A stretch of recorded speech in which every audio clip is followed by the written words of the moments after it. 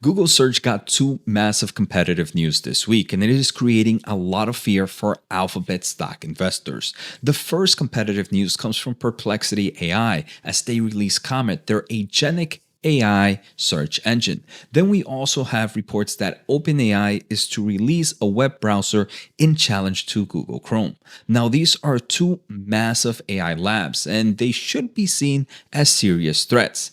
Is this threat enough to make me sell my Google shares? Let's take a closer look in today's episode. I want to thank The Motley Fool for sponsoring this video, and check out fool.com/Jose for the 10 best stocks to buy now. With that link, you get a promotional offer for their subscription service. Now, let's continue with today's episode. All right, so first, I kind of want to just take a closer look at what we know from both these competitors. First, OpenAI.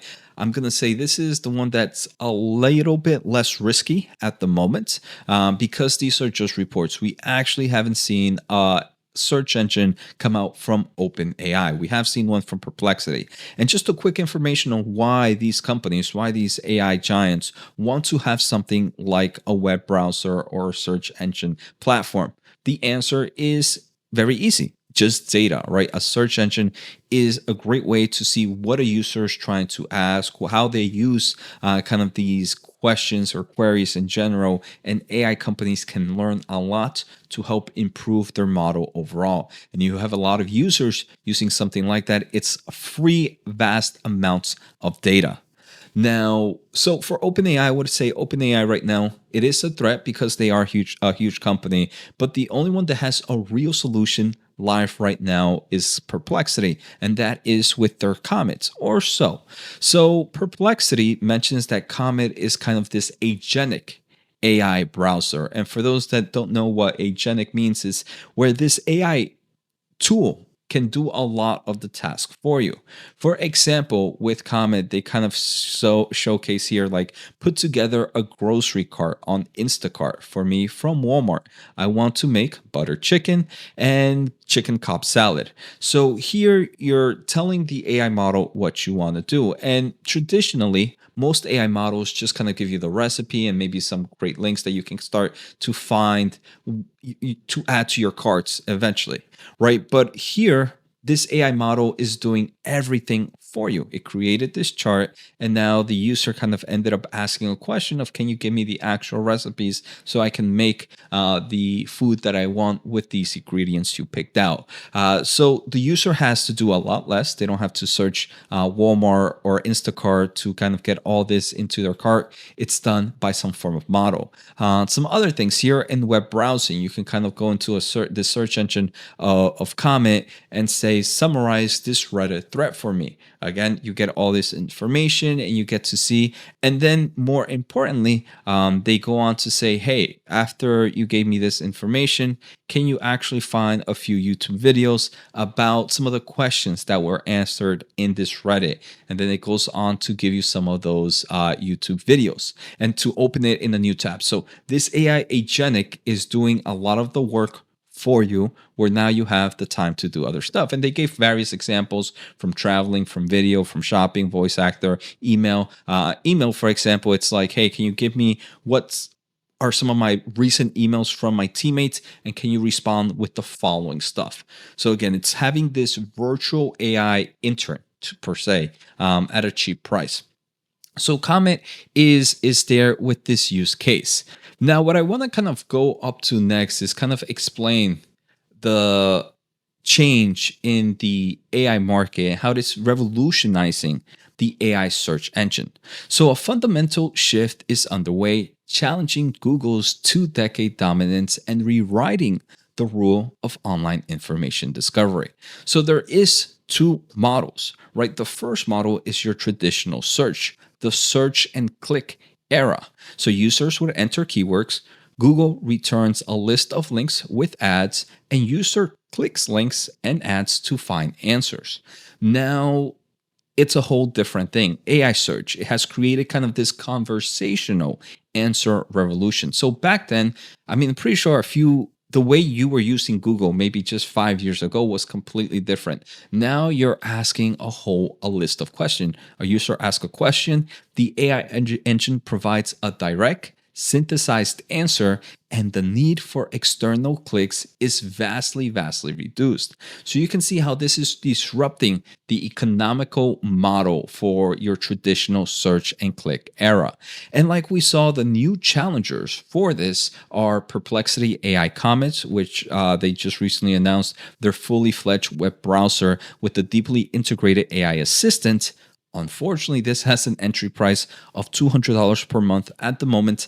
I do believe eventually it will be free. And then OpenAI with their ChatGPT search, an anticipated search engine powered by ChatGPT. The key advantage there is they have over 400 plus million weekly ChatGPT users. Now, the reason this is a core threat to Google's business is three main things. First, you have reduced ad clicks. Like we saw, if you get an answer right away, you don't have the time to click all these ads. The second thing is user data disruption. Like I mentioned, one of the greatest things about search engines is you have all these users using this one platform, and you're able to collect this data and improve a lot of the information that you need. The final thing is kind of the shifting of user behavior. If right now with AI you're using other platforms instead, if your way you're using a platform is changing, that platform needs to evolve with you. Now, for a kind of alphabet investor, this is already quantifiable risk. You have revenue decline potential. Fewer ad clicks directly threaten quarterly earnings and future growth projection. Market share erosion. Credible competitors could capture a significant share of the search market for the first time, and obviously the increased cost. Heavy investments in competing AI like Gemini increases research development and operational expenses. And finally is monetization uncertainty. It's unclear if new AI features can be monetized effectively to offset ad revenue loss. Now, luckily for Google, they're not standing still, right? The tech giant is leveraging its immense resource to build a defensive wall and adapt its own products for the AI era. For example, they are integrating AI into search engine with things like AI overviews and some other AI modes that I'm going to showcase in a bit. Obviously, they are developing advanced models, Gemini, which they're integrating in so many different platforms, and they're also exploring new monetization models. Now, I want to jump here to fiscal.ai really quickly to just see. And for those that are not familiar, fiscal.ai is my favorite platform to get any form of stock market data. It's very easy to use, and make sure to check out my special offer at fiscal.ai/Jose. So here I'm looking at Alphabet, and I just want to look at total revenue. And let's actually just look at it in billions. I want to add maybe some decimal points, and I want to look at the last 12 months here. So I want to see if this AI story is true, if it's really eating up this market. But the first thing I'm seeing is revenue on a trailing 12-month basis continues to grow. So maybe we're seeing that AI is really not a threat for Google as it is changing things. But maybe there might be something else that might be changing. Let's actually take a closer look at free cash flow. How has free cash flow kind of changed throughout these 12 months? And there was a point when there was a massive amount of investments happening here due to AI innovations. But look, free cash flow in 2012 months is back to about $75 billion. September of 2023 was kind of the peak, but we're not falling much behind from that peak. All right, so free cash flow isn't getting hurt by AI. It's actually improving. Maybe there might be a hit in certain segments. Let's kind of just take a closer look at Google search and other revenues. So here is Google search and other revenues in the last 12 months. Again, we continue to see this revenue go up sequentially on a 12-month basis. So this is not being eaten up. And again, this is a great indication. The other thing that gets me pretty excited is this AI innovation is going to continue to drive massive growth here in Google Cloud. And Google Cloud is growing at fast levels.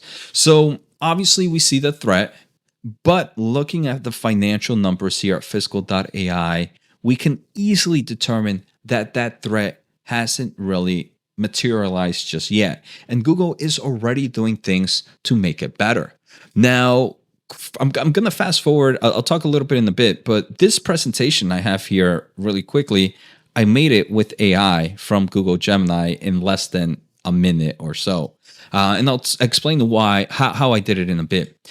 But here I'm also using Google's AI mode. What are some of the recent AI tools Google has announced? And this is coming from their Google platform. Google has recently announced several new AI tools featuring, and they give us a whole list. So Google is definitely not falling behind.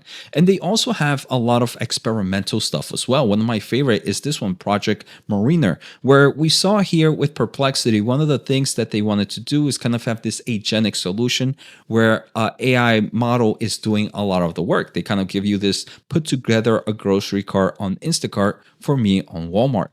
But Project Mariner can actually do the same thing. Find a summer pasta recipe on Instacart and add ingredients to my cart. So I'm going to tell it to start this task, and we'll kind of start off. I'm not going to do the whole thing because it takes some time, but you're going to see right from the get-go that it starts this new session, and it's actually going to instacart.com. It's going to start to look for the recipe, and it's going to start to look for a lot of the products. So let's just take a quick look at what the first product they're going to buy. So I'm talking quickly to kind of see what is happening here. So I think right now it is searching for a summer pasta recipe, and that's why we haven't really seen much of a movement. So here, I didn't know in Instacart you can actually find that, and it's going to pick one. Once it picks one, it's going to add the 6 ingredients to the carts. After it adds the 6 ingredients to the carts, it does think I am in Florida. Sometimes I am there, so it hasn't found my actual location, but that is because I don't have an Instacart account right now, and it's probably looking at my older geographic location models. But regardless, here we can see that now I can take over. And I can now continue to log in, use my account, and it has already created this Instacart. And this is something that Perplexity says they're doing. For Google and Alphabet, right, we can see that this is experimental. But if it's experimental, I do believe it eventually will come through. So Perplexity a threat? I don't think so. Now, another thing that we have here is Google's AI model. So what is Waymo doing for cars? This is a pretty cool question I had earlier today. What is Waymo doing for cars since there's no more Jaguars F-Pace? So I kind of posted that question on Google, and I got a quick AI overview. It tells me, hey, look, while Waymo is phasing out the Jaguar I-Pace in favor of new generations of vehicles, they're not abandoning it entirely. And I get a kind of a great list of information. But Google now has this thing called AI mode. And AI mode is just a better search engine. And it goes on to tell me a lot of the things happening. They are continuing with the Jaguar. They're also introducing the Seeker RT.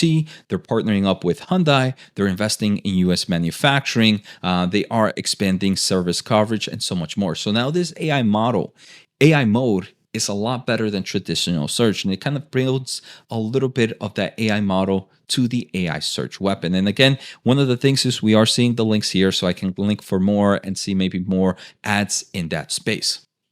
So overall, the thing that I'm seeing is Google is not left behind. But there's so much more. Like I mentioned, this kind of presentation that I showed you that I thought was pretty cool, it was made in less than a minute. Let's kind of just take a closer look at what I did to make that. So here, let's go to Google Gemini. So I mentioned Perplexity just released Comet and reports that OpenAI might release a search engine. Can you get more detailed information on this and an analysis on why this could be a threat for Google stock investors? And it kind of gave me all the information, and I was like, yo, that's too much to read. Awesome. Can you create a document for me to use, but cut down the fluff? I want it to be easy to understand and read the report. It actually did that. It created this report for me. And the great thing about this report is that then I can export it. I can make it into various things, so I can export it into my Google Docs. And that's exactly what I did. I was like, hey, export it to my Google Docs. Here, I ended up using some of the Gemini solutions that I have to maybe make some of the fixes. The executive summary was too long for my taste. So I kind of asked it to give me a better executive summary. But then I was like, you know what? Maybe a document is not what I wanted. Maybe what I want you to do is here I want you to create an infographic for me. And it actually ended up doing that. And of course, here's an infographic. It did the coding, and this is a huge code right here. It did it in the first prompt, and I was able to get this and show it to you guys pretty quickly. So it cut down my overall product or process of making this video dramatically and gave me a lot of great visuals. Now, the second thing is Google, or I don't even know if this is the second thing, the next thing, Google has a vast amount of applications. One of the things that I use Google is for calendar. So I asked Google, what's on my calendar for this week? And it tells me you have one event on your calendar for this week remaining. So I have a full live stream on Saturday from 11 a.m. to 12 p.m. And it tells me here I can actually click it. And if I go to my calendar real quick, I can see it here, 11 a.m. to 12 p.m. I just want to showcase that I don't have anything from 9 p.m. or 10 p.m. Now it's like, can you add Netflix with wife from 8 p.m. to 11 p.m. for Saturday, July 12th? I'm doing this live. I'm going to see if it's going to be able to do this. But remember, Google has so many things. We saw Google Docs. They have their Gmail. They have things. So now it says I've added Netflix with wife. And now if I go to my calendar, look, it's right there. So am I worried about AI and Google? I don't think so. I showcase so many amazing ways that Google is transforming. Now, I do want to say there are some strengths of where I use OpenAI better than Gemini. OpenAI is really great for a lot of the research I do, but for a lot of these traditional tasks, Gemini is becoming my go-to model as of earlier today with what I saw, what Gemini can do. And especially since I use all these amazing integrations from Calendar, from Gmail, from Google Docs, from Google Slides, the more Gemini continues to grow, the more amazing it's going to be. So am I worried about Perplexity and OpenAI? Not really. The only thing I'm actually pretty excited is I think the market doesn't understand Google AI, and that can create various opportunities for Google stock investors that want to buy more and more shares. So if we get more threats, and these threats create kind of a negative price action for Google, best believe I am going to be adding to my shares because Google is completely dominating the AI market. I hope this video was great at examining the real use cases. We saw the financial numbers. We saw how AI is evolving, how I'm using AI, and how it sped up my process on making this video. Take care, have a good day, and see you all next time.